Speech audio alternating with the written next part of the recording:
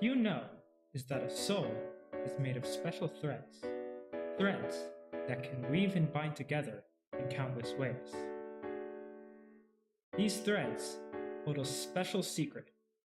When tied together in special knots, they can strengthen a person's very soul. Though rare, a few have trained their minds to see these threads and to weave them into greater forms.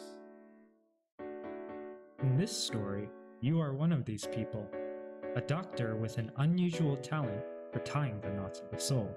This is the premise of our game Tie the Knot, a visual novel and puzzle game where you solve puzzles using soul tying, the art of tying the threads of the soul. It's a strange sort of practice, but it attracts the curious, patients who are willing to take a shot on magic. In fact, in the vibrant seaside community down the hill from your office, people have started to take notice. Meet Morgan, your first patient. They heard about your practice from one of their co-workers crying you as a witch. Fortunately for you, this nervous bookworm was willing to take a chance. Remember, every problem is a puzzle to solve with your knot-tying prowess.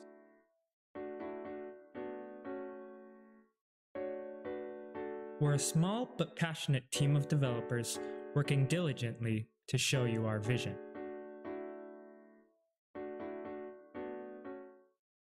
Will you help your patients overcome their struggles, or will you become entangled in your own? Find out when Tie the Knot comes out on July 1st. Follow us on Instagram and Twitter for more updates.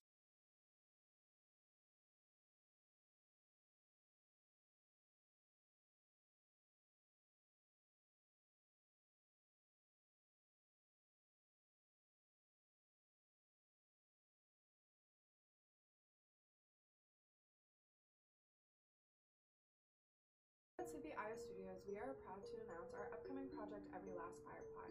The player plays as a fox trying to survive a famine-stricken land, which leads to an increase of monsters in the forest.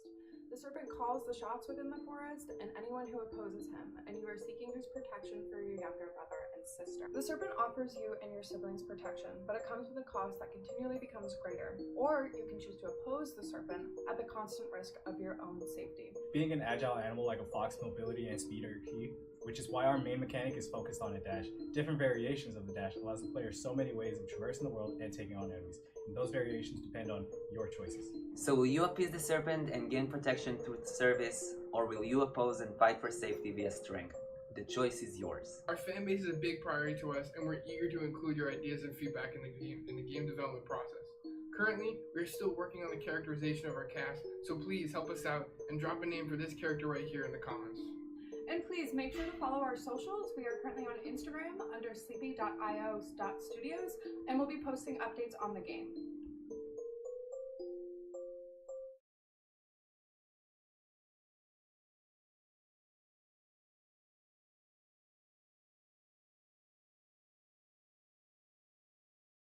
In the depths of this contaminated world, you must form your own path to survival. Using the Shining Rose, the only living being that has resisted the contamination. You must form your own safe havens as you wander these dangerous lands. Hello, my name is Thomas Casal, and I'm the level designer of Decontaminate. Having been sent on a mission to a contaminated planet, you've been stranded in this deadly and poisonous world. For the prosperity of your people, as well as your own survival, you must purify this planet and bring hope to this broken world. For more information and to stay tuned for future updates, please follow our team's Twitter. In the depths of contaminated lands, will you be able to survive? Hello, good morning everyone. So please let me know in the chat if the sound is working correctly. So I will not make a long introduction because we are already late. So just to let you know, to remind you, it's the vertical slice presentation of the project made in the class GameDev2. So vertical slice means that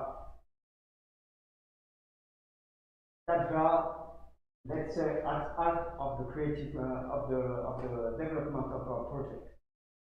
They focus way more on the design for the first part, and then we'll focus way more on the production part. So today we will see 3 wonderful projects and just a really small, really tiny part of the game, but representative of what will be the final experience. I think that's all I wanted to say for today. Of course, people that are watching us on YouTube, ask your question on the chat. I will share the question with the audience and presenter. And yeah, that's it. Bye, enjoy, and start with the first question.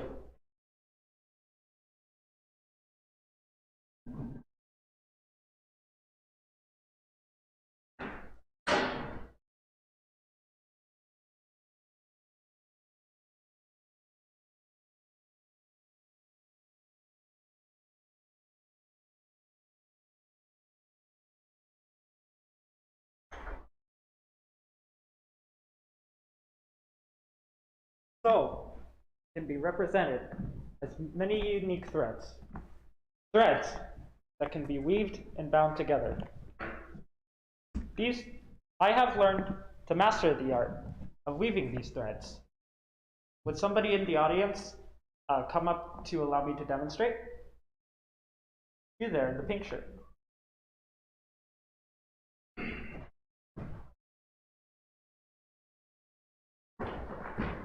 Hey there, doctor. Hello. Tell me, is there something that's plaguing your mind?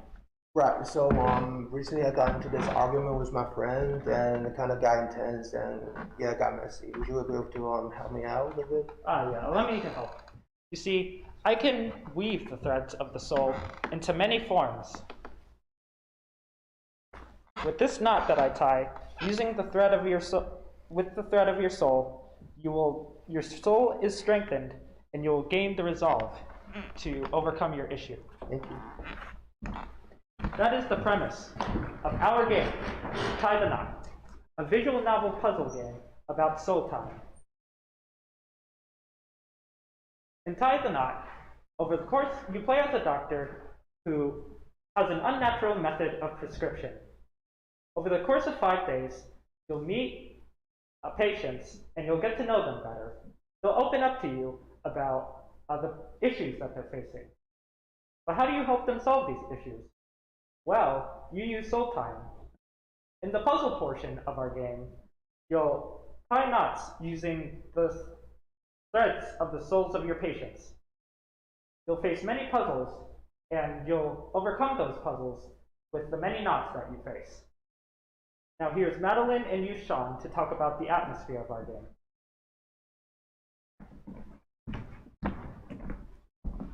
So, this story takes place in the quiet oceanside town of Port Knot, where you run a private therapy practice, tying people's souls in healing knots.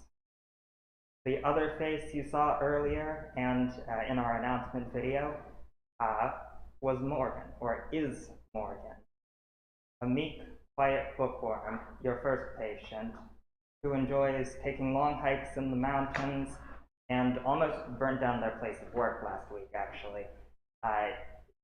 They work in a bakery and they left the oven on for too long. However, it only started a small fire and they were able to put it out. So it didn't get out of control. They didn't set the place of work on fire. They didn't get fired. But today, we're not talking about Morgan. We're talking about this young man here, Barry. Barry is the son of a well-known and well-respected auto mechanic in Port Knot. And since Morgan moved to town a little over a year ago, he has been their first and best friend in the town.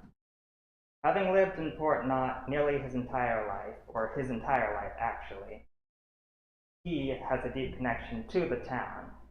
And In addition, having worked as a helper in his father's auto shop for nearly as long, he feels a deep connection to that as well and finds it difficult to leave, even as his interest in the work there wanes. Recently, he has challenged his fear of the ocean to get a job at an arcade down by the water, one of the last arcades in town, the Helmsman's by the water. And he enjoys the work there. But he is worried that if he continues as he has, he won't be able to do any work other than his father's work. Today, he comes into your office to ask you for your help. So, for the visual style of this game, we wanted to provide a soothing atmosphere for the patients and the doctor alike. We chose a color palette of blues and browns to bring that calming atmosphere, as well as make the therapy office more homely. We chose a simple style because it's achievable for a small team and also allows us to put most of the detail into the characters and bring most of the focus there. We have a range of emotions for each character, both to support the narrative and allow the player to feel more of a connection with these characters. Similarly to our art design and our sound design, we are also striving to create this calming and soothing atmosphere of your office in which you can feel calm and focused while looking over your patient's problems and finding the correct solution in order to help them. And in addition to the quiet and calming music, which plays during both the office section and the knot tying section, we are using sound effects which will represent basic sounds in the office, such as the patient opening the door, or sitting down, or you entering pins and taking them out of the board, to sell this calming, close atmosphere.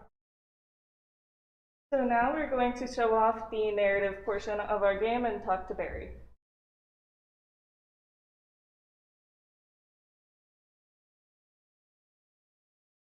So, in today's session, Barry enters the office, having heard good things about you from Morgan, who came in as your first patient in a while, just yesterday. He, being a friendly, boisterous person, opens up rather quickly and shares his problems with you, which are his job problems, and he goes over them, he talks to you, and you look at his problems and figure out what the correct knot to tie to solve them would be. Occasionally, you will get question options, which you can choose one in order to ask a question to Barry, and Barry's answers will help to illuminate exactly what his problems are so that you can get to know him better and understand your role in helping him with your knots. Alright, so now allow me to introduce Henry and Chin, who are going to talk about the knot tying portion of the gameplay.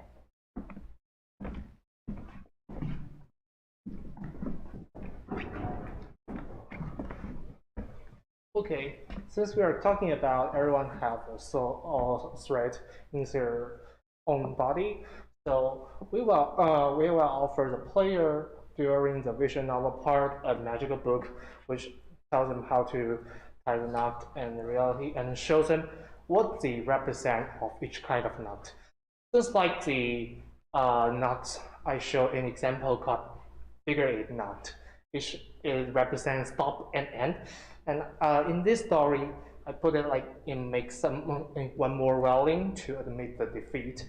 It's also related to Barry's story, like he has some failure on his job.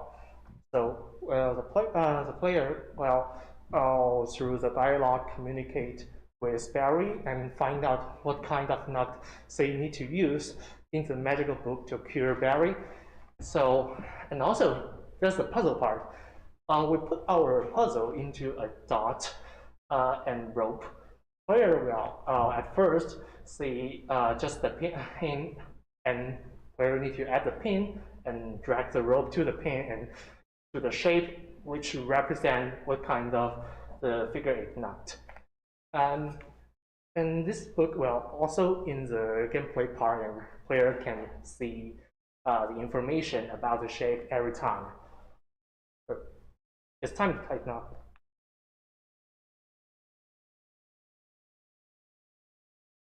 Yeah, this can show like in here, and it can show more kind of knots later. So once you get through the narrative section of our game, it goes into the puzzle section. Here you can see our knot board, where we have a ton of dots, both green and blue. Those are where you can place your pins to tie your knots. On the edges of the knot board, you can see ropes that you can click and drag to the pins to connect them. And what you have to do is create the shapes that you learned, like up here, the figure-8 knot, tie those knots and fit enough on this board to cure the patient. The blue dots, one knot, or each knot needs to have at least one blue dot in it to give the player a sort of hint on how to complete the level. And also, can you guys see how many ropes around the board? That's the hint for the player that how many knots will in this puzzle. So player will see like for here is just like 4 ropes around.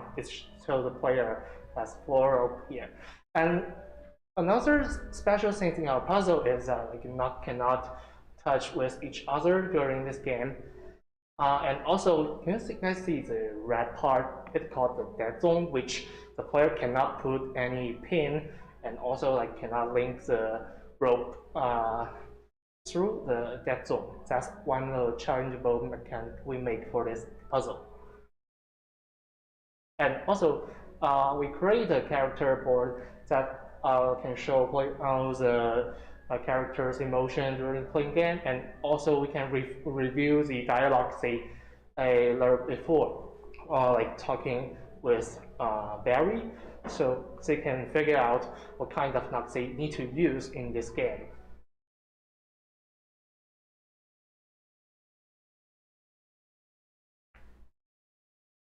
All right, as for the budget of our game, as you can see, each of our positions gets at least $4,200 to work on our game for the 6-week period. That equates out to $700 a week or $100 a day to be making a game, and that includes weekends, which is wonderful. We pay our people well. But in order to get the money for this budget and to pay our workers, we have a plan for the future to sell our game. We plan to sell our game on itch.io for $6. They take about 10%, so that leaves us with $5.40 a copy. If we sell 5,000 copies, we'll reach our profit goal and actually make a little bit of extra profit on the side. As for our plans for the future, in our alpha, we will have all 5 levels done, and the content will be complete for the game. In our beta, we just plan to add a few extra puzzle elements, and we will give the game the final polish that it needs for its final release. Well, thank you all for joining us for our presentation on Tie the Knot. Please feel free to follow us on Twitter, Instagram, or Reddit. Okay, so everyone looking for our game, we can tie the knot together, and 3, 2, 1, tie the knot!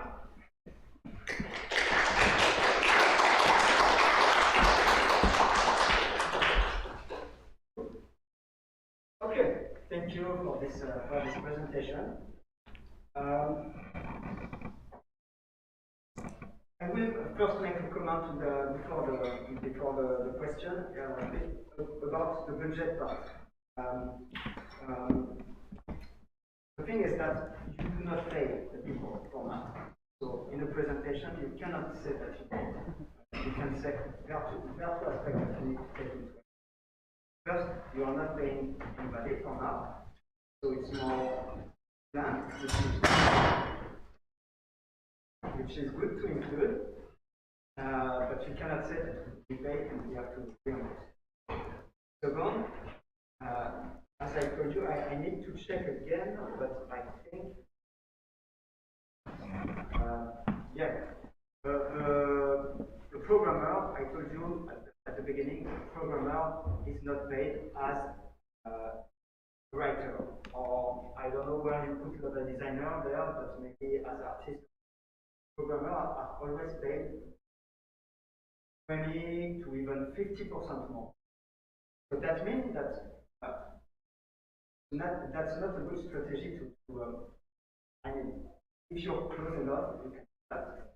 But the problem is that the programmer will receive a lot of offers from other companies because it might be underpaid. Or all your team is overpaid compared to the company. It means that we spend a lot for which is good. It means not that everyone will be paid more. You have to follow more or less. You have to take into consideration real price. That was the comment. But the real question. Yeah, could you tell us more about just the metaphorical aspect of the nut talking? Where did this idea come from, and why also? Yeah, what I was thinking was that like do you want like the original concept, like where the idea came from? Yeah, you can, but what do you want to say with this system nut? Why a nut? Yeah, the original like idea was that like it was like a play on words of like tie the knot as in marriage, but we expanded that more to like include more about to include like more just about themes about like health and wellness and like overcoming your problems. Like at first, like Sam told me his concept that Nox, I think it's interesting, but not have many something insight. But I got that there's the Nox can represent something like looks like emotion that can help people. That's the core things I want to tell in this game. That in the visual novel, which the Noct is related to the emotion and also can cure people. That's an interesting part. And player will be a doctor, which looks like a role that cure others. And through the Noct, this way sounds very interesting. And through this one, and we want to create also like it's a not only because like every person have a thread. It also looks like every person have a soul in their own, and they have their own problem in their imagination or something else. I need like someone looks like a doctor to help to cure them, help them. So we put it in a Noct way. It looks like directly what we can see in a puzzle way. So, and also we want hold the Noct in every person's heart. We can and also like cure the doctor himself. So that's the core part. I want to tell other like don't be ashamed and don't be afraid and show what you're thinking, and everybody have warm. Like we can tie our knot together and we'll be a warm world, stuff like that. Thank you. More on the technical aspect, still related to the knot. How do you check that it's the only possibility to check that? how your system works. Oh, sure. So there are a few different types of knots that you will learn throughout the game. In the first level, we'll only be checking the figure 8 shape. And the way we do that is we have, if you'd like the technical explanation, we have a file with relative points of the knot, as if it were drawn at like 0.001 in origin, and then all the other points. We then transform that file, make a ton of different copies of it on every rotation, every different way it can be. So you can draw the knots upside down, left to right. There are some knots that are not symmetrical. You can draw them backwards, forwards. And we go through and we check every knot from each point against that thing. And because it's quick, it'll fail quickly if it's not checking the right knot. It will work and check your knot against every other. So with this system, you're sure that the player will not find another way to make the knot that was not included, that was not taking it. So that it's happened. Yes. Okay. Even if they draw the same, even if they have the same pins in the same corner but draw it out of order, it won't work. They need to draw it in the correct order. Yeah, no, but that's the opposite what I'm asking you. If they draw something that you didn't think about when you made the level design. Yeah, that won't work. So more on the disc, still on the knot, why you do not consider to give like some kind of easy goal, like make 2 notes and something that will be way more harder on the same level. So like this patient you need to make 3 notes, but for able to do already okay. Like this in your game, or did you decide to remove that and why? I mean, because the knob type and the knob cure is related to the narrator, and each patient and cure is in process. So we will contain more complex knob level in the later game, which the second meeting with Barry and also the second meeting with Morgan and something like that, and also something. That's naturally my question is why, if we continue the metaphor of the knot for solving problem, we could consider that I'm a doctor, I solve some problem of my patient, but not all of them. So just 2 notes, but not 3. What will happen? Because I think in your game, you have to solve the 3 problem to pass to the next thing. Actually, each level has 6 programs. Yeah, but you have to solve all of them. Yes, but it follows in difficulty up. Like at first, I arranged that like 6 problems, like 2 is easy and help player know introduction for the knot, and yeah. Maybe some will answer to this question more, or someone else. The question is not like why, what makes you decide that okay, they all have to solve, get all the notes and not, let's say, 1, 3 or something. Like, are you asking about like why they only solve like one type of knot? Why finish the level, you have to solve all the knots? Yeah, that's just like an aspect of the puzzle. Just like you have knots that are related to each patient, and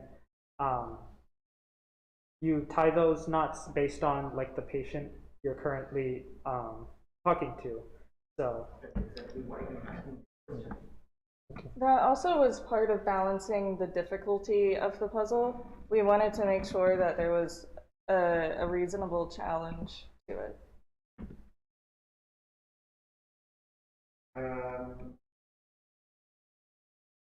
But more on the narrative aspect, but just how many, I haven't was doing something, but how many characters will we have and how much develop remind me, because I missed this part of the presentation. So there are four characters other than the Doctor. And what was the second part of your question? how many characters and how much we got. Right. So there are 4 characters, and across the course of the game, they'll each be developed across. Each one will have 3 sessions or points at which they come into your office and need to get help. And each time, you'll learn some new aspect about the problems they are facing, and you'll get closer to fully solving the issue that they are having. And will you solve all the problem? Will you solve all the problem of your patient in your game, or there are something that becomes? Could you tell us a bit more what will happen? Do you mean like a specific patient, or? Yeah, that we have someone. Are we able to solve all of your? Yes. Ultimately, you will be able to solve the major problems that they come into the office with, the ones that they primarily present, and the ones that you primarily come to understand, like the major problem that they are having. You will solve all of those problems. Yeah, I have a question. So how do you come up with the knots? Like, you have this figure 8 knot. How do you decide, yeah, we want to make it a figure 8 knot and not a square knot? Or how do you decide what knot you want? Yeah, I add some limited in the game, which looks like dead zone or some empty point, or like because like other knot cannot cannot touch with each other, and also the blue points need to contain in only one knot. So that will relate it, and I will design for I'm designing for the puzzle board. It will also limit player to thinking about what kind of knots they can use. Like, of course, different kinds of knots have it's not like is not the same size. They have different size. So how big and how small for them, and how suitable, and also like through some difficult situations that they need to fix them together, also like that. And also, you may have seen it during Chen's slide, but we have a book system where each knot will have a meaning, and how you discern which knot to choose is through the dialogue, because you use like the book to help you discern like what's going on with the patient and what's best to help them. I have a question about the art style and the animation. So I think especially the characters look really good, especially in the way they're drawn. I think that the question I have is, how much emoting do you plan to incorporate, or not animation, but poses? Right, so really it's just as much as the narrative needs. Right now for the vertical slice, we have about just 3 for each, because we're just doing one, I guess, therapy session for each patient, but there will be more to come for the future deadlines. Yeah, I guess I have a follow-up question about like the clarity of the emotions. Is it just up to the player to like their own interpretation of what the emotion is, or is there going to be like a small label, or is it just fully interpreted? It really is just to support what the character is saying, just to make sense in that way. So I wouldn't say that it's incredibly necessary for the emotions to look like very specific. Thanks. Hi, can you elaborate on specifically like the visual novel parts?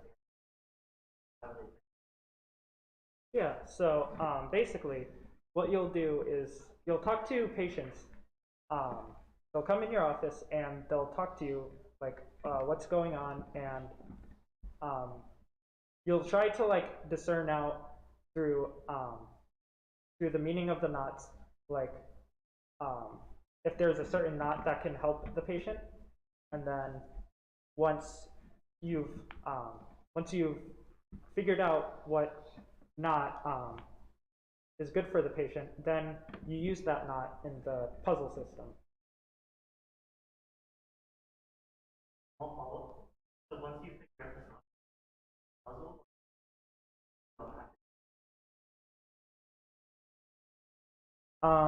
you would go through all of the dialogue and then go to the puzzle. One question on that. So from my understanding, the game is done for marriage group therapy. Is there a way you could combine the concept, marriage concept? Yeah, I think that was like an idea we had. That's still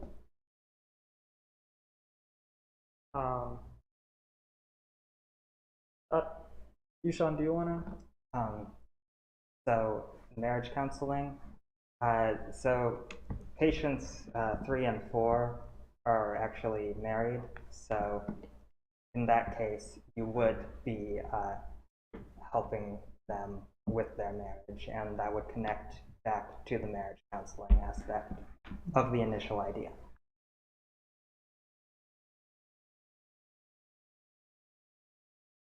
Really Can you hear me now?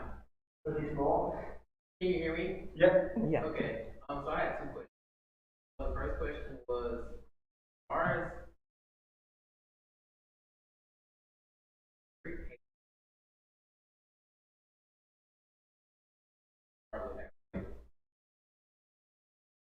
they all have one static map. Or do I'm not sure if they got lost in translation. Yeah, so there will be certain times when patients will come in multiple days, and they may have like one day you may have one knot, and then one day you have another knot, and so yeah, it'll just be up to like the player to figure out using the dialogue. Also, a question.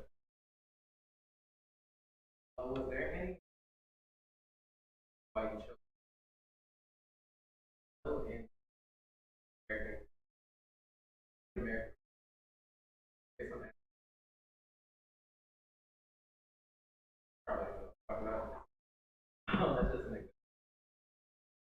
Yeah, so we did talk about using as an idea like Chinese knots that have meaning, but I wasn't aware of the Native American like aspects. So we did take these into account, but we ended up deciding to just sort of make our own narrative and culture. Yeah. Thank you for this presentation.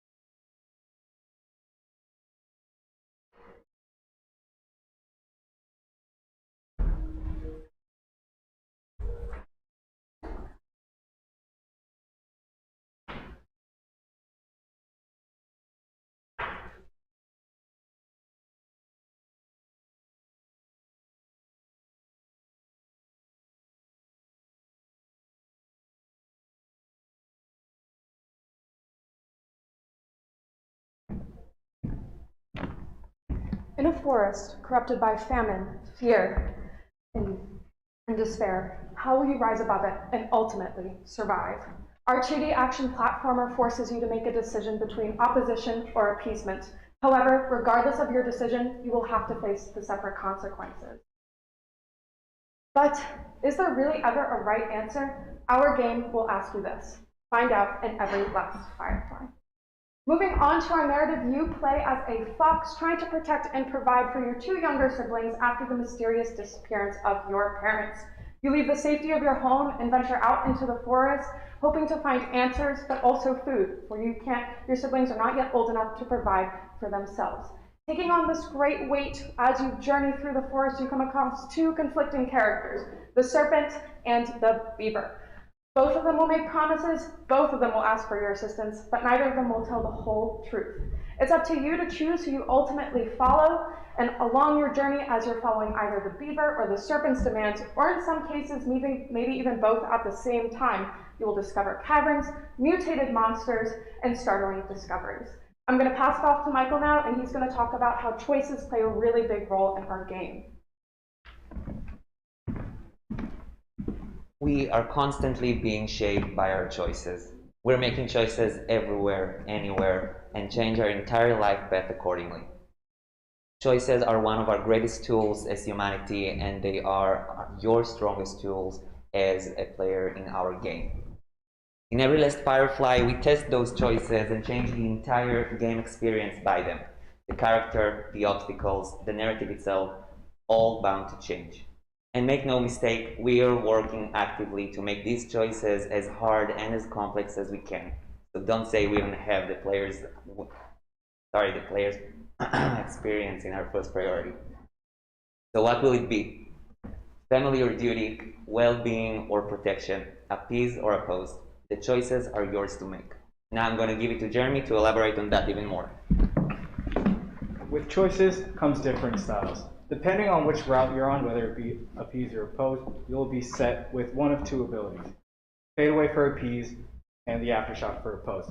The fade away is a passive ability that gives you temporary invisibility that allows you to readjust your position and get yourself out of a potential sticky situation. The aftershock is a much more aggressive ability that allows you to, that gives you an extra radius of damage that allows you to hit an enemy that might be just out of reach for a regular dash. Now, you aren't stuck with these right out the gate when you make your first choice. After each completed quest, you are granted a new quest with much higher stakes, where you are again asked the question to appease the serpent's request or oppose. How you traverse the world is through your choices. Now back to Gwen for the art. So when it came to designing our environment spaces and even our entire artistic palette as a whole, we kind of wanted to stick to a few adjectives, more like haunting, eerie, but yet somehow oddly vibrant.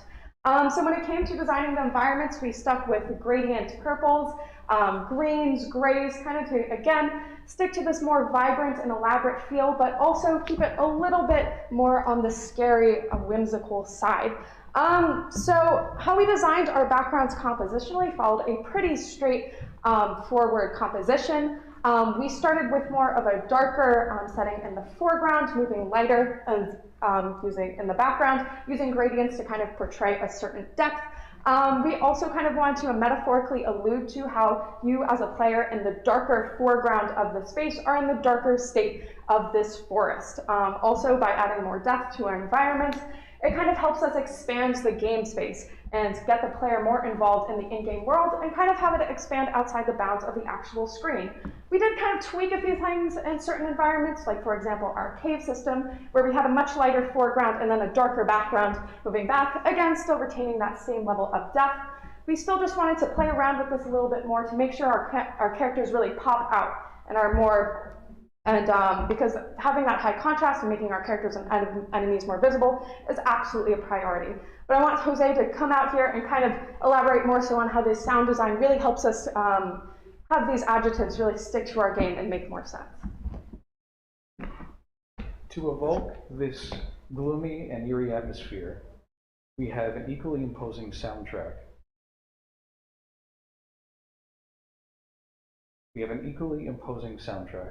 To tie the experience. The composition of the soundtrack is not especially complicated. It only takes up as much space as it needs. Where its true depth lies in how it responds to the player's action.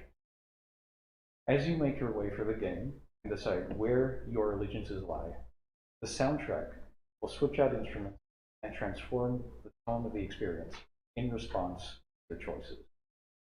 The soundtrack will loom over you, reminding you where you're coming from and where you're heading. This, in combination with the bespoke full recordings for the game's sound effects, will create a truly unique and immersive. Back to you, Glenn. Thank you, Jose. So when it comes to our character design, kind of going back on the artistic route of our 2D art assets, we basically had two ways to approach the two main different characters and enemy types in our games. So one, when it came to our characters, most of our characters are your typical forest animals, and their color palettes are going to be more grounded in their realistic animal colors. So as you saw with our fox and our fox family, sticking with oranges, and you'll kind of see in some other characters coming up, such as our beaver, how they stick to a more brown neutral color palette. But they all still stick and have accents of the greens and purples that are really important in our environment backgrounds to, again, create an entire holistic color scheme. When it comes to our enemies, it was a lot more fun to make these because they are mutated creatures and you don't really have to stick with realistic colors or body proportions. So you'll see in their design that they have more vibrant colors, like the mosquito you saw in that cave, and how we have our porcupine and rabbit up here having these fantastical elements, dramatic body portions, and we can also play with color a lot more. So having those bright yellows and those fleshy pinks and reds, it's a lot more fun and out there, and obviously makes them seem a bit more odd than your typical forest creature. It also helps us, again, create that really high contrast so they stick out in front of our environment and help our players distinguish between our oppose and appease routes. Our oppose enemies are all going to be the same color, and then the same with our appease, but again, still having accents that stick to their overall holistic color scheme. Now I'm going to pass it off to Brandon. He has an exciting announcement. Thanks, Gwen.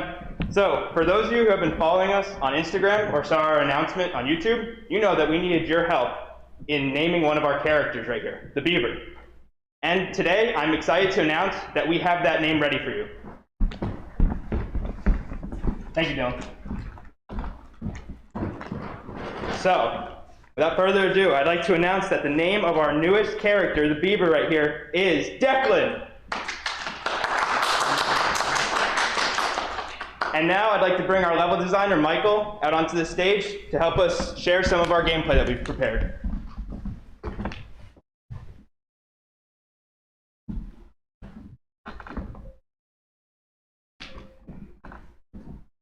So here we are on our main menu. Michael has just entered in, and he can now proceed to the left or to the right. This is the first choice that you as the player are given.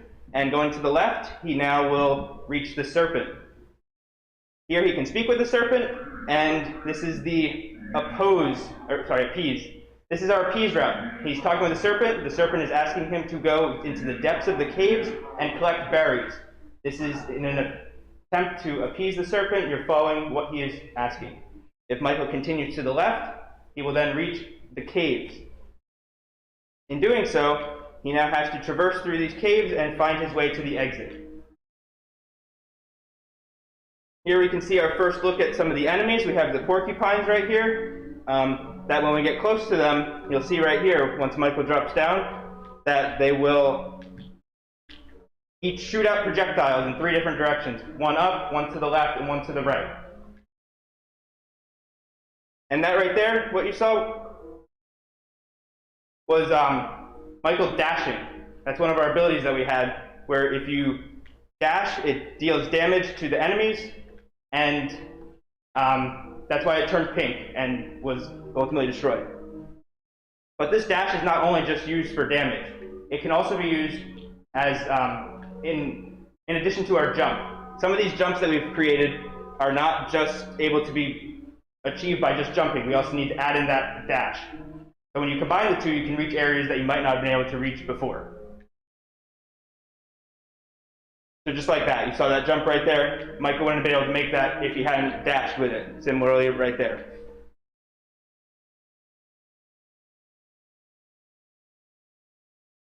Another thing we notice is if you pay attention to Michael's controller right here, he can only dash at certain times. This was incorporated in a way so that you can't constantly keep dashing. There needs to be some sort of cooldown on it. That is, you can see that when it turns green, he is able to dash. When it turns red, you no longer are able to dash. You need to wait for that cooldown to end.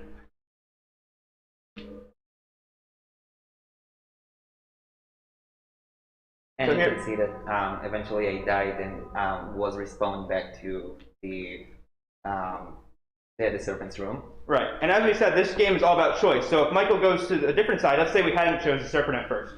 Instead, we had wanted to go talk with Declan instead. Now, when we talk to him, he'll ask us to help clear out the mutants of the forest, opposing the serpent. And in doing so, if he continues moving over to the right, then he will reach into the depths of the forest. Here we see a different enemy scheme, which in this case are mosquitoes. And as Michael was just talking about, once he died, he went back to the previous scene where he had been speaking with the serpent.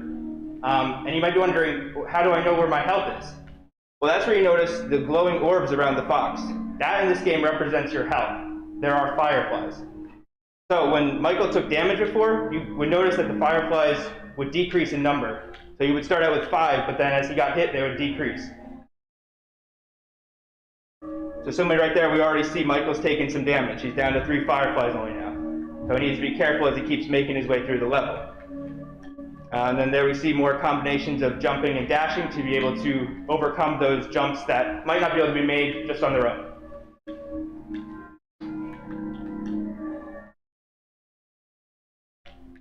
Another thing you notice is what Jose was speaking about before, is that the soundtrack changes. You can tell there's a difference between this sounds that are playing right now and the sounds in our previous level.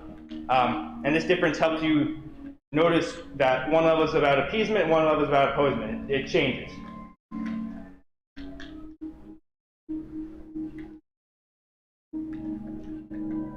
And once again, as some of these jumps are difficult, another thing that we've added in is that as you're dashing, you have to aim the dash. That's seen by when Michael jumps and then dashes, he has the arrow right there, which helps you aim. And then to help keep our interface minimal, we've only had this show up that when you aim with the right stick, that it'll only show up then. This is done to help keep that interface minimal and help keep you immersed in the world.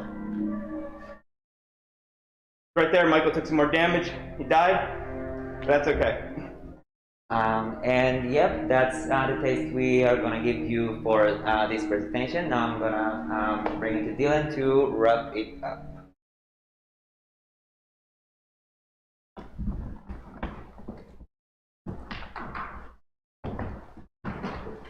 Alright, we want to thank you guys so much for coming out, especially to the people who came all the way down to West Hall to watch our presentation in person. I also especially want to thank the people who are probably watching us right now on YouTube and probably in class. So let's start the Q&A. Does anybody have any questions? We're not ready yet. Does anybody have any questions? All right, wait.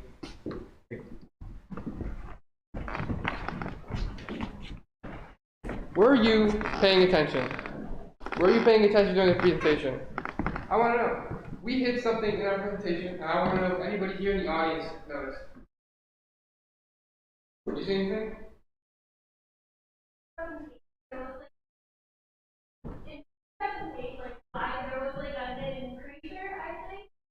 That's correct. It was kind of like, yeah. We're very proud to announce one of our brand new characters, the Lizard. And as you heard in the game, our characters don't necessarily have voice lines, they have sounds to represent their talking. And if you follow us right here on Instagram, you can scan this QR code. If you follow us on Instagram, you can send in a small soundbite of what you think the lizard would sound like. There's a chance that you can get featured with your voice in our game. Alright. Now for real this time, we do have a Q&A.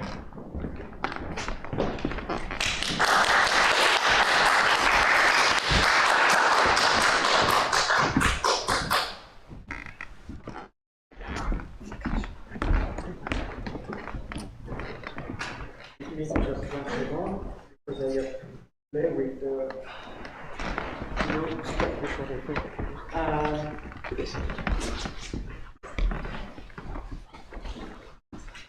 could you tell us a bit more how you what is your plan? Because like the assets that you created look really good, but I have the feeling that they are a bit complex, and they will be quite difficult to animate, to make alive. The same for the background. So what is your plan on the next version? Was it the last thing? Tell us more. Sure. So most of our artistic assets are already completed. That was one of the first things we did. It's just animating. We have a lot of animations already done. There was just an issue with actually implementing them. So it's not so much an issue of getting those animations done, because most of them already are. It's just making them work with the code. Okay. And so what will be in the background? What will be more live? Will you tell us more? Maybe we could look at one screen and you could describe it. Yeah, absolutely. If you want to go back to the Serpent Lake screen. So environmental animations are kind of one of the last things on our list. We want to get all the characters done first, but we do have plans for these water ripples over here and in the back. Nothing super drastic, but just to make the background alive. We're also going to have animations for the serpent, maybe some grass swaying. If you want to go to the next one, the cave. These sparkles on the crystals are also going to move. We've talked about also having possible water drips, silhouettes coming off of the stalagmites. Next one. And then with our forest having like small bats fly in every once in a while, maybe a branch shake here and there in the wind. Thank you. I wanted to know, like, we understand it's more a comment than a question, but I want to hear what is your plan for the gameplay, because still good project, like well advanced, but there are still some bugs, quite fundamental. So what is your plan for the next step? Like what you will, yeah, I will precise because maybe what will you develop priority, what kind of aspect you could cut because you have to prioritize other aspects? Well, we do want to clean up the movement a little bit so that we're really well, it's like such in the case that like there's an obvious combination of where people will use your mechanics and that like, you're going to show like hey, I could put a piece parallels.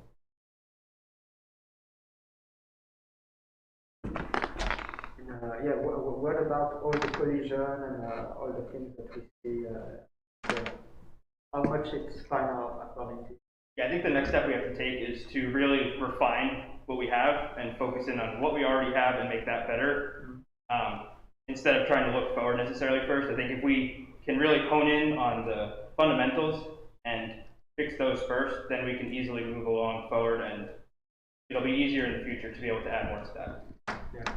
Yeah, it's really a recommendation to focus on that because it could be a nice platformer, but if you stay focused on too many aspects, you will not be able to achieve one really perfectly. Particularly, platformers are really difficult in the way that it's a genre that is already really overexplored.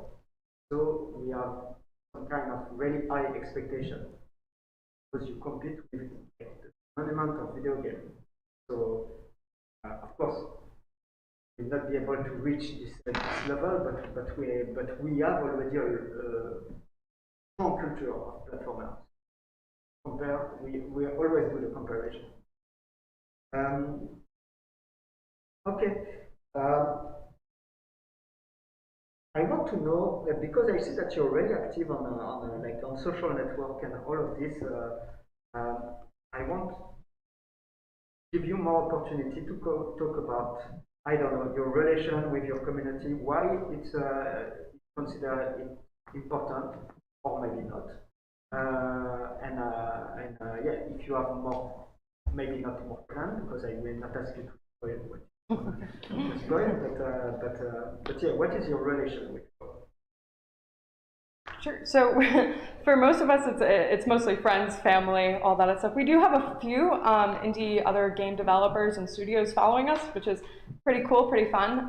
To give a pretty straight answer why social media is a big deal. It's you could make a fantastic game, and if you don't have the outreach, who's going to play it? So we hope to get our game to a really decent beta stage that our friends and families and other followers can play.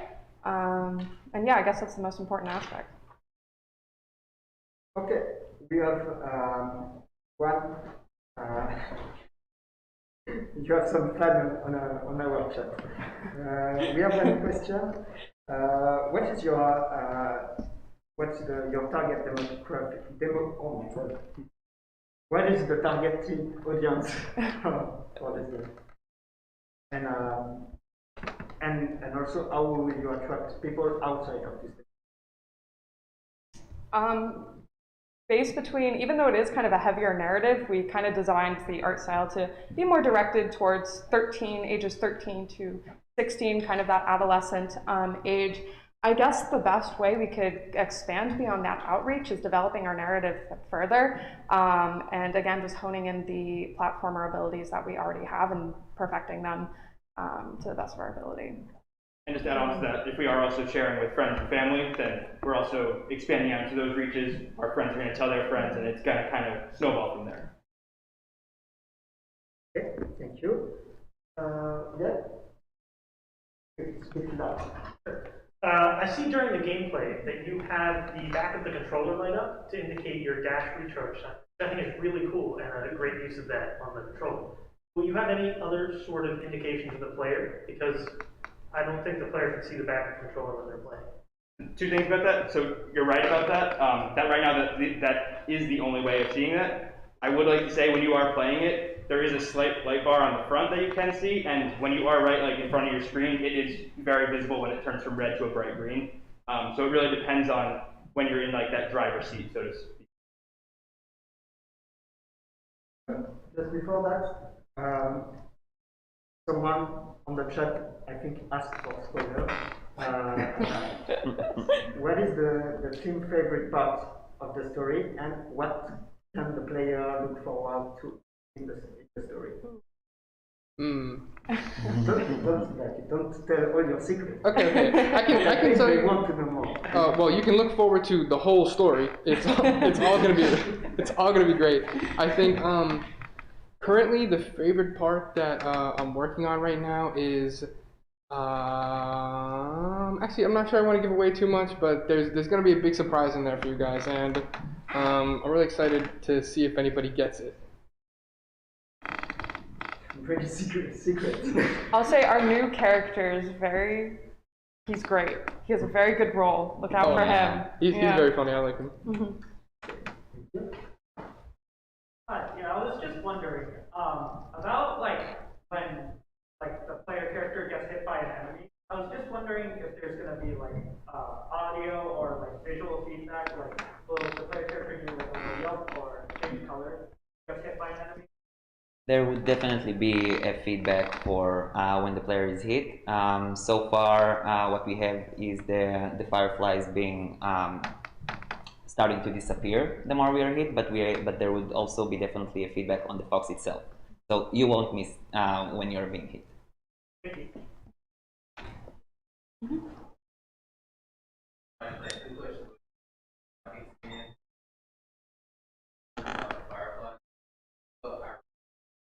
Sorry, can you hear me? Yeah. It's for the YouTube. So I noticed that when the fireflies are moving, they tend to overlap. I was wondering if you guys thought about if animate their moves, they're overlapping, they don't tend to stand to the point that you count.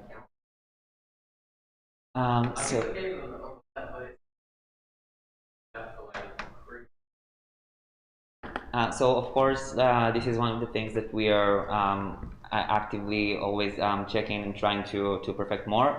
Currently, while you're moving, the fireflies are indeed overlapping because we are trying to get them like to move together with the fox. It's only when the fox is at rest that the firefly is starting to like spread a bit more, and then it's easier to read. But that's, like I said, this is still something we're refining, and we'll keep refining until we are satisfied with the result.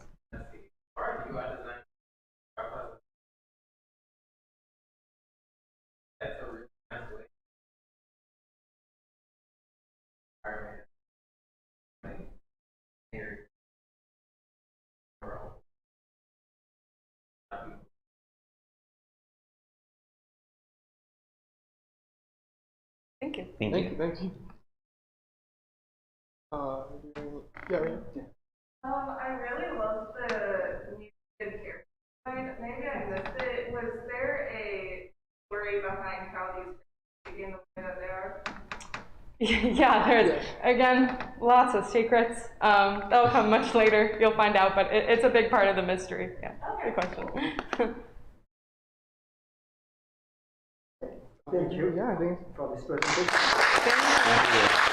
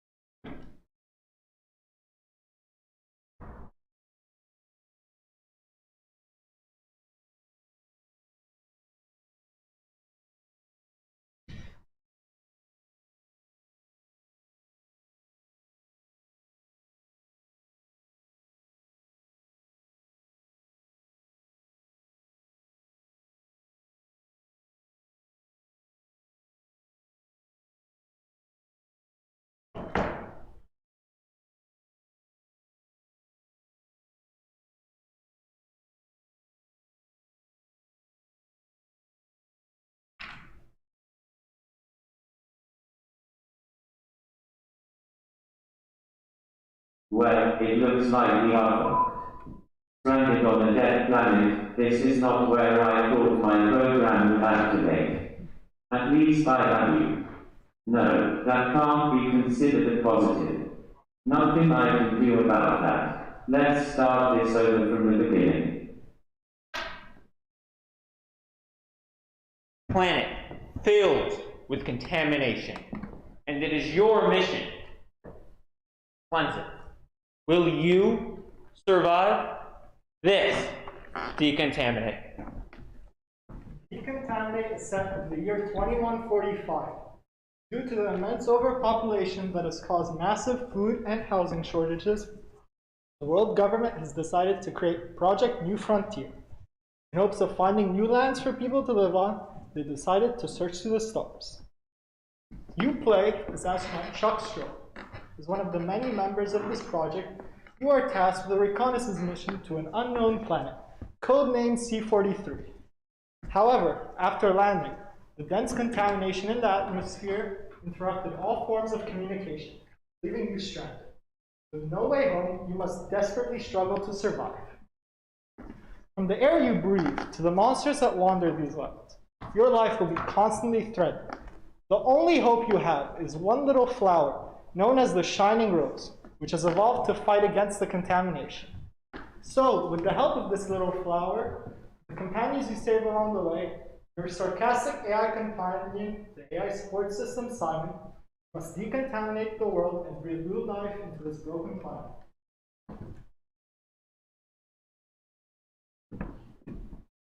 Top-down view, full controller support. As you traverse these dangerous lands, you have one trick up your sleeve.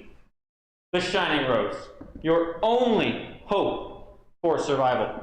When you place one down, it purifies the ground beneath and gives you a safe place to stand. However, in doing so, this angers the contamination, and creatures will attack you and the rose and seek to destroy it. When trying to save yourself, you might get yourself killed. Enough chit-chat, let's play the game.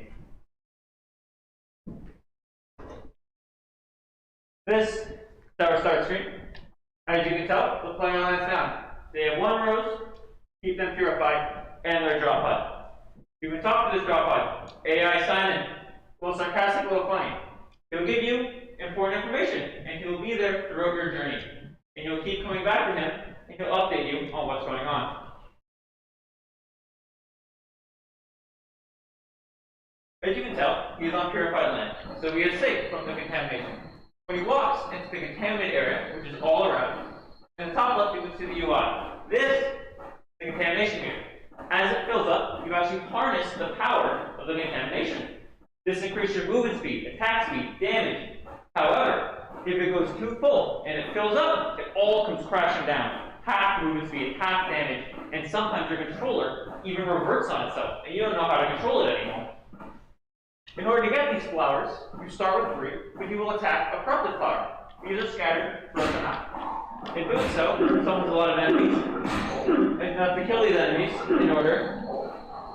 And you'll hit the flower 3 times, and it will drop the flower, and it will pick it off and get a new one. As you can see, place the flower down, which shows purifies the area.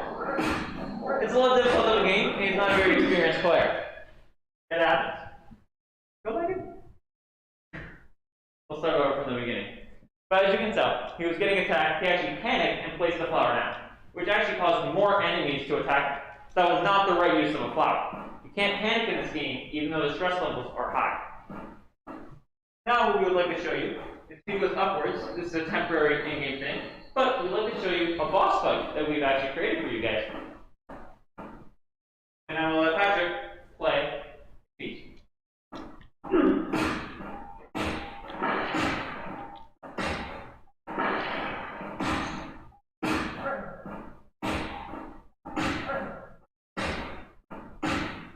As you can tell, the boss is fairly difficult to shoot. And if you didn't notice, the white spots do is kind of walk around, where these target sort of landmine type things in the ground. And if you walk over them in time, it actually gives you a pickup of a flower. However, if you wait too long, it'll actually convert into an enemy and make it more difficult. You have to position yourself smartly as you're fighting this boss. And now we'll let Patrick die. And if you didn't notice, there was an extra life mechanic. You had 1 extra life in the beginning. And later on in development, when you purify structures, you'll gain more extra lives throughout your playthrough. When you're out of lives, the game is over. That's all the gameplay we have for you guys. Let's get back to the presentation.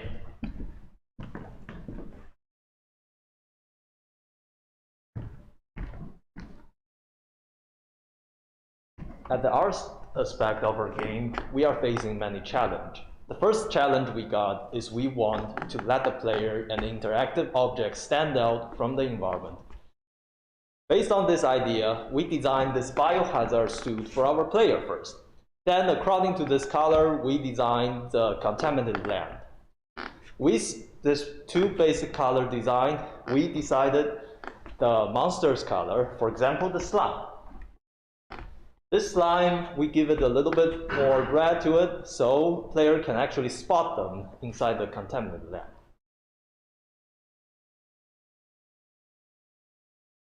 Your context, the slime sound is actually modified by a bicycle wheel. We use that to add some humor to our game through this little animal tree. To give player a future feeling, we designed this gun, a laser gun. We got a little bit idea from the portal. So you can see there is a claw shape on the tip of the gun. There's another context. Actually, different time you hear the laser gun sound is different. Like in real life, even the same action will cause different sounds. We want to make the game feel real. As you can see, we have multiple animations for many objects. There are two types of animation. So first type is organic and natural. For example, the walk animation of player, wall, and the moving animation of the slime. They are the jewel of our game. We designed those animations frame by frame, and we want the best quality for them. Another type of animation is more mechanical. For example, a door open animation, and in the future, we will add more of them. To do those animations, we use a software. This software helps us boost our speed to work with them. And we can save precious time to work on more important, high quality animation for all the players. All the sound effects in our game make our game feel real, also some humor. And let's talk about the background music. We use kind of environmental sound for the background. When players stand in the contaminated area, the filters should feel some stress. And when players stand on the flower area, which is a safe zone, they should feel safe. This contrast tells player safe, and also they need to plant more flowers. And one more thing, we will have a exciting rock music for our boss fights. That's the final fight of our game. We want to present great happy ending for the play. Now let's have our game designer to talk about the future of the game.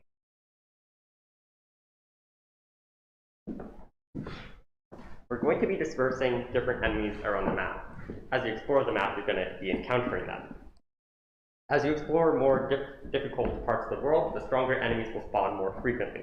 As you can see, these are the enemies we currently have in the game. Actually, we are going to have one more type of enemy. And it's going to be more challenging for the players. Since he's going to do a range attack, and he will not even take a single damage from the player, unless the player does a melee attack to that enemy. Yeah, thanks, Tony. Now, the sources that you saw our friend Patrick over here use to spawn the boss in the playthrough will be placed in structures. These ruined structures will be placed around 3 different regions of the map. When you activate these sources in the structures, the entire region will get purified or decontaminated. You must traverse the structures in order to find the source of contamination. And when you attempt to activate the source of decontamination or contamination, an onslaught of enemies will spawn and attack you. You must defeat all of these enemies in order to successfully activate the source. And once you activate all 3 sources, the final boss will spawn. Now we turn back to Tony to hear more about the boss. So as you can see, we have the boss already being very powerful and evil. But we are going to make him even more powerful. So he only has a first phase right now, but we are going to implement the second phase. And he's going to start chasing the player. And as well, he will release a fog that even reverses your control towards the character.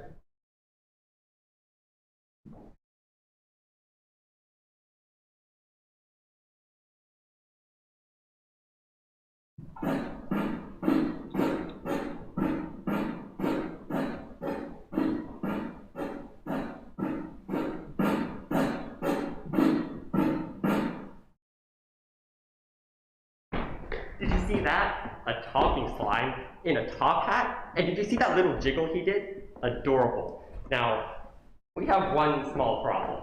We're not sure what we should name this slime, or this little friend of ours. So, we're giving that responsibility to you. This is your opportunity to participate in the creation process of our game and give your opinion for what you want our slime to be named. Earlier this morning, we posted a poll on Twitter, so hop over to our Twitter, @Detaminate, to drop your opinion. And while you're there, why not give us a follow? Well, I want to decontaminate the planet.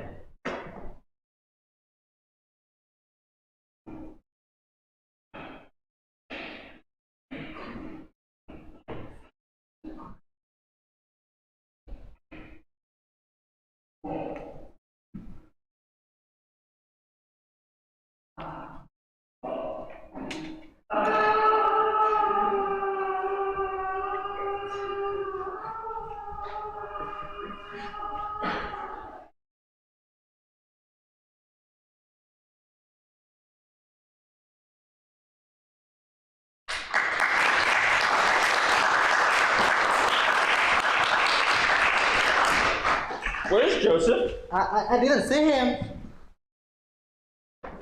It's dangerous out there. I should have brought my blaster. Thank you for this presentation. Okay, so that was a good presentation. Things that we need to still work on, but it was a good try. So I want to make one comment that is not about the project first, because I think it's something important. When, of course, every idea are in the air, so you could reproduce anything, but when you just do something that someone else did just before, and we know that they do that in their communication strategy, that look a bit, that fall flat, like, because like the project, previous project, since long time, ask people to name their character. So doing the same, yes, it's a good idea, but it's an idea that will be automatically connected to their project. We have the feeling that, oh, just, okay, you see that it was a good idea, do the same. I encourage you to follow, to find your own thing, and your game is completely different. There are many things that could be done with your game that are not doable with their project. So in terms of communication with your project.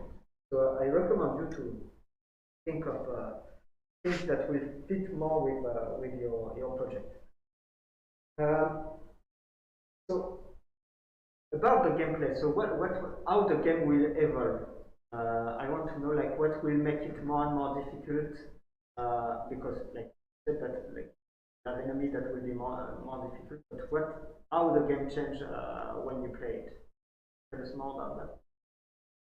Sure. So the base game we have right now, but ideally what happens is the player has to traverse through the map. And there's these three structures. And there are these ruins with walls and images and art all around them. And these structures hold sources. And you have to fight through these structures and traverse them and find the source.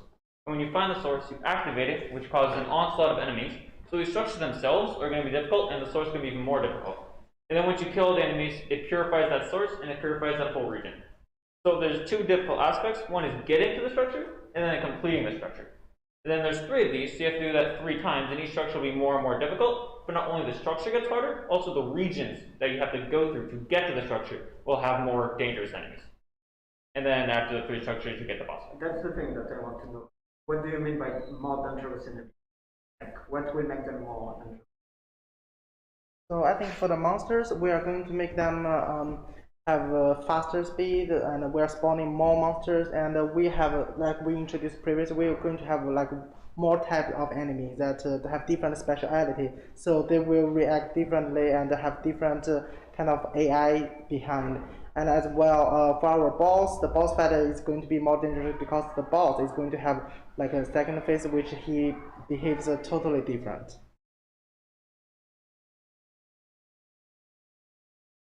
I want to talk about I want to hear about the art style. What makes you go in that direction? So pixel art, yes, will fit, but why this kind of color? So what was your intention? Which one? Like, do you... Pull, all of them? pull everywhere. Okay, so we, like what I said during the presentation, we designed the biohazard suit first because it's a contaminated land, so we designed that, and then we tweaked the contaminated land to make that color suit for this suit. Yep.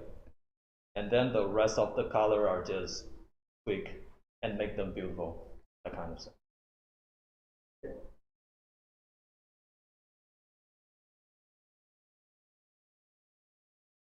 Yeah, I think that's all. The question I asked. We have any questions? Yeah. Yeah, so I really liked the boss's design. I was just wondering whether how was that? Because it seems like an amalgamation of different. You mean art aspect? Yes. Okay.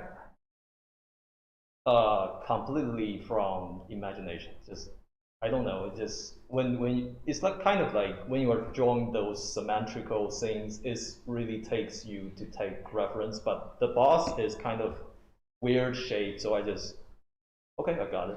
Kind of.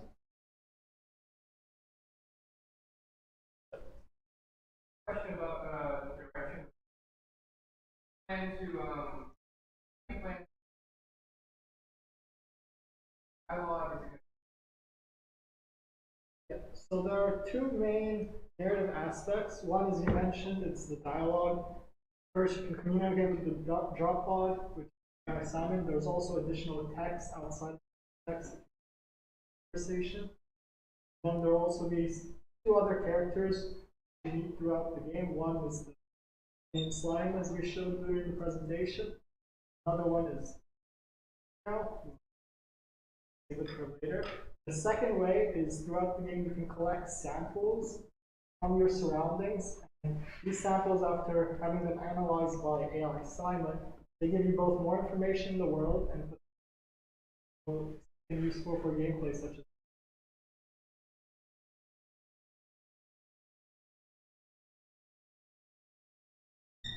I was just wondering, what's going to be like the world? I noticed you talking about structures. Are those going to be like structures that are placed throughout the world? Yes, so the three structures will be in three separate parts of the world. So basically, for example, the top left of the map, say there's a structure there. It's going to be fairly large because it's filled with walls and art and images, and it's like a broken down village. So it's going to have a lot of that. And then there's going to be a part in the middle, or hidden throughout there, a source of contamination, which is going to have like its own mini sort of arena room inside of it. But as for just the world in general, there's going to be some art pieces thrown around to make it look nice, but there isn't anything substantial other than enemies spawning and you have nature flowers. Alright, cool.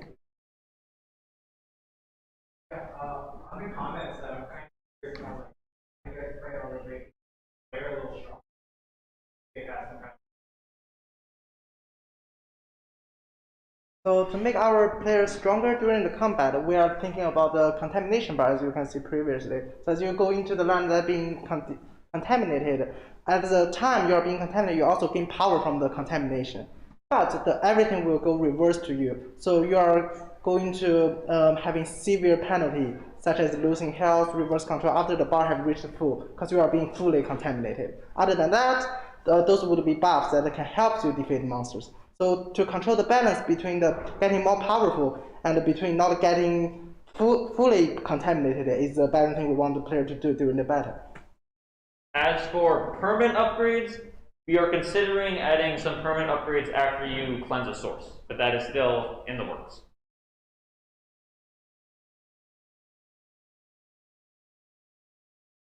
Okay, thank you for this presentation.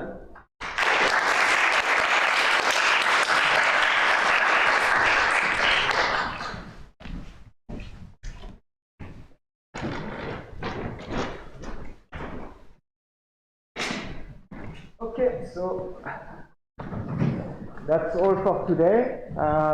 Thank you for the one that were watching it on YouTube. Thank you for the one that came in the auditorium. So now, like for the people that are here, if you have some question in private with the creator, that's the moment, or some feedback, some help. And yeah, that's it. Just one small announcement. Next week on Thursday, it was supposed to be on Tuesday, but it will be on Thursday. There are the alpha test private playtest session. So if some of you, not the students, but want to attend to the test, you're highly welcome. We are looking for 4 to 5 people will be the best. So yeah, and it will be announced on the Discord of GSAS.